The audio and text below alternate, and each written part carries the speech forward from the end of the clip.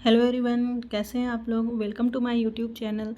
तो ये जो है वेस्टर्न थिंकर से रिलेटेड सीरीज चल रही है और इसका 250 क्वेश्चंस कंप्लीट हो गया है। ये 251 नंबर क्वेश्चंस है। निम्नलिखित में से कौन सिद्धांत शास्त्रीय संघर्ष सिद्धांतों के बौद्धिक स्रोत माने जाते हैं। ए ऑप्शन है G.H. मीड तथा Irving Goffman. B option Karl Marx तथा मैक्स वेबर।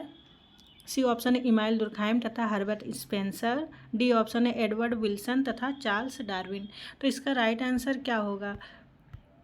संघर्ष सिद्धांत के बौद्धिक मूल स्रोत किसे माना जाता है। कार्ल मार्क्स और मैक्स वेबर को। तो 251 का बी ऑप्शन यहाँ पे राइट हो जाएगा। ये संघर्ष सिद्धांत के जो मौलिक बौद्धिक मूल स्रोत हैं इन्हें माना जाता है कार्ल मार्क्स तथा मैक्स वेबर को। तो 251 का बी ऑप्शन यहाँ पे राइट हो जाएगा।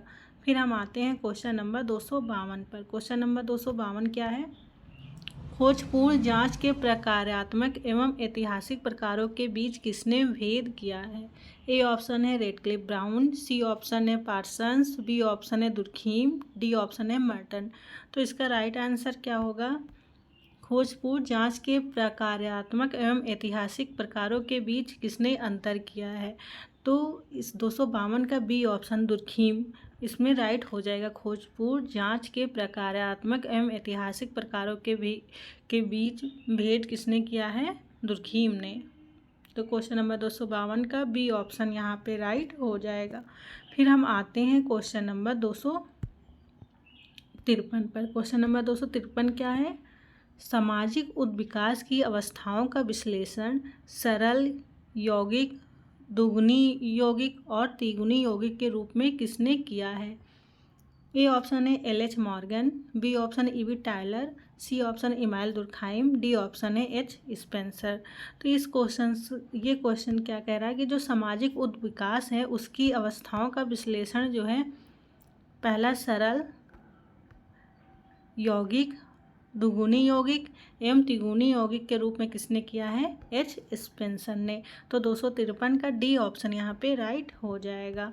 फिर हम आते हैं क्वेश्चन नंबर 254 पर। 254 क्वेश्चन क्या है। वेबर द्वारा प्रस्तुत सामाजिक क्रिया के प्रारूप विज्ञान का हिस्सा निम्नलिखित में से एक नहीं है, पहचाने। वेबर ने सामाजिक क्रिया को कितने भागों में बांटा है। 4। तो कौन कौन से। पारंपरिक, मूल्यांकन, तर्कणापरक, तर्क। तो इसका राइट आंसर क्या हो जाएगा। इसका राइट आंसर हो जाएगा जनतांत्रिक। मैक्स वेबर ने जो है सामाजिक क्रिया में जनतांत्रिक की बात नहीं की है। उन्होंने जो है पारंपरिक, मूल्यांकन और तर्कपरक और भावनात्मक सामाजिक क्रिया की बात की है। जबकि ये जनतांत्रिक है, ये इसका उपयोग उन्होंने सामाजिक क्रिया में नहीं किया है। ठीक है, ये सामाजिक क्रिया का प्रकार नहीं है। तो 254 का ए ऑप्शन राइट हो जाएगा। और ये सामाजिक क्रिया का कौन सा पूछ रहा है, कौन सा नहीं है। तो इस तरह से 254 का ए ऑप्शन राइट हो जाएगा। ठीक है, ये तर्क परक भी सही है। ठीक है, फिर हम आते हैं 255 पर। 255 क्वेश्चन क्या है। मार्क्स के अनुसार निम्नांकित में से वर्ग संघर्ष के लिए कौन सा तत्व अति महत्वपूर्ण माना जाता है। ए ऑप्शन है वर्ग हित। सी ऑप्शन है वर्ग गठन। बी ऑप्शन है वर्ग चेतना। डी ऑप्शन है वर्ग की पहचान। तो इसका राइट आंसर क्या होगा। मार्क्स के अनुसार निम्नांकित में से वर्ग संघर्ष के लिए कौन सा तत्व अधिक महत्वपूर्ण माना है। मतलब कि कार्ल मार्क्स ने कौन सा तत्व जो है संघर्ष के लिए सबसे महत्वपूर्ण माना है।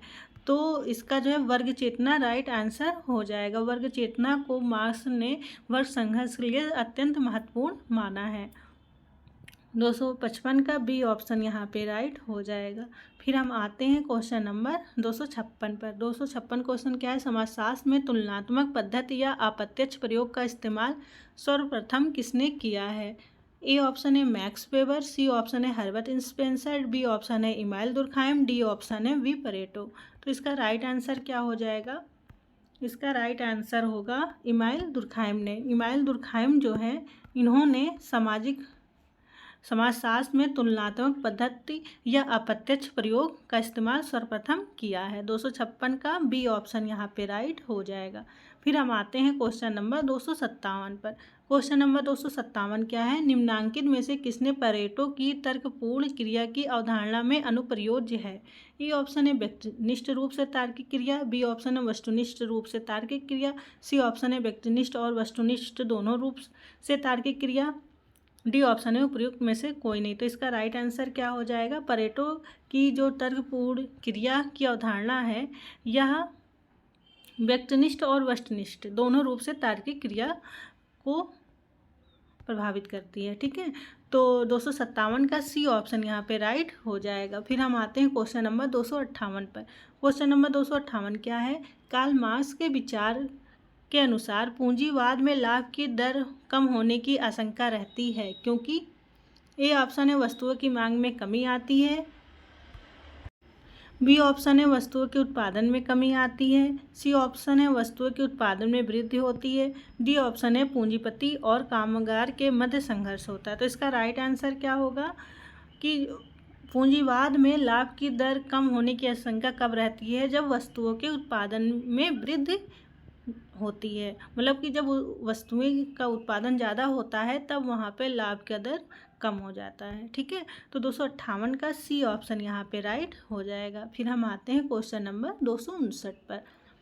क्वेश्चन नंबर 259 क्या है? दुर्खीम के विचार में कुल प्रतीकवाद किस बात का प्रतीक है? ए ऑप्शन है पशु पूजा, सी ऑप्शन है बहुत ही सरल धर्म, बी ऑप्शन है गोत्र, डी ऑप्शन है आदिवासी पहचान। तो इसका राइट आंसर क्या हो जाएगा?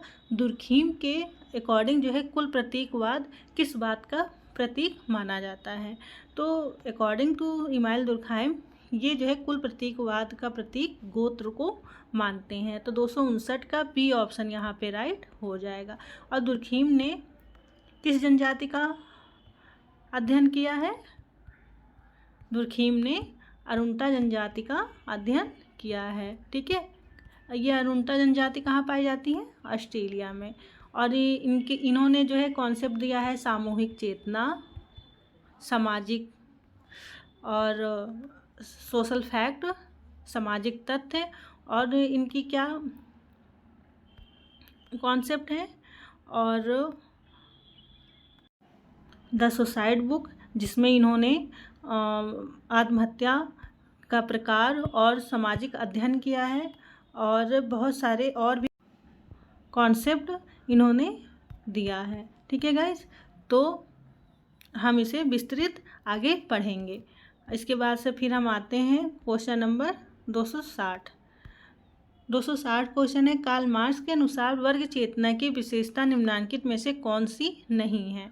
ए ऑप्शन है वर्ग अपने प्रतिरोधी हितों से जागरूक होता है, बी ऑप्शन है वर्ग संगठित होता है, सी वर्ग बेहतर मजदूरी के संबंध में आर्थिक हितों से जागरूक होता है, डी वर्ग व्यवस्था से बदलने में अपनी ऐतिहासिक भूमिका से जागरूक हो जाता है। तो इसका राइट आंसर क्या होगा? इसका राइट आंसर होगा ए ऑप्शन। जो है कार्ल मार्क्स के अनुसार जो है वर्ग चेतना की विशेषता कौन सी नहीं है, इसमें नहीं है पूछा है। तो जो वर्ग संगठित होता है, अगर कार्ल मार्क्स के अकॉर्डिंग कि जब वर्ग चेतना आती है तो लोगों में वर्ग जो है संगठित होता जाता है। ठीक है, और वर्ग बेहतर मजदूरी के संबंध में अपनी आर्थिक हितों के बीच के लिए जागरूक हो जाता है, वर्ग व्यवस्था बदलने के लिए अपनी ऐतिहासिक भूमिका से जागरूक हो जाता है कि उसका ऐतिहासिक भूमिका क्या है। लेकिन जो ये वर्ग अपने प्रतिरोधी हितों से जागरूक होता है, इसके बारे में ये सही नहीं है। ठीक है, तो वर्ग चेतना के बारे में ये कार्ल मार्क्स ने कहा है। तो 260 का क्या आंसर हो जाएगा? Right, A option.